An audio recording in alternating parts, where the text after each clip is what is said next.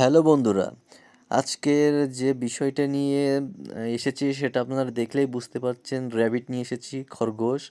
এটা হচ্ছে আমার বাসার খরগোশ, একটা কালো একটা সাদা কালো দেশি খরগোশ।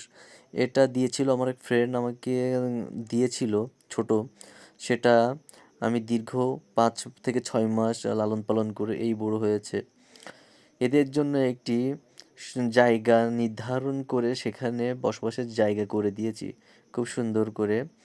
এখানে দেখা যাচ্ছে ওদের খাওয়ার ব্যবস্থাও করে দেওয়া আছে, পানি, কলমি শাক, ফি গম দেওয়া আছে।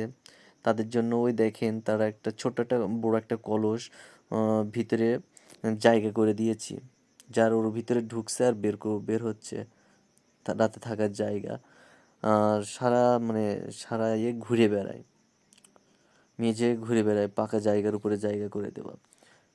সে দৌড়ে, কালোটা দেখছেন, দৌড়ে কিন্তু আমার কাছেই চলে আসলো, আবার দৌড়াচ্ছে। এদের কাজই দৌড়াদৌড়ি করা, খাওয়া। এরা এদের মিটিংও শুরু হয়ে গেছে, খুব দ্রুত তারা বাচ্চা দিতে যাচ্ছে। এদের এই যে কাপড় দিয়ে বিছানো, এইখানে ওরা ঘুমায়। আবার এইখানে এসে যে ভাত দেওয়া আছে, কলমি শাক দেওয়া আছে, গম দেওয়া আছে, পাশে পানি দেওয়া আছে। দেখছেন বন্ধুরা, পরের ভিডিওতে আবারও দেখাবে। Bye, see you.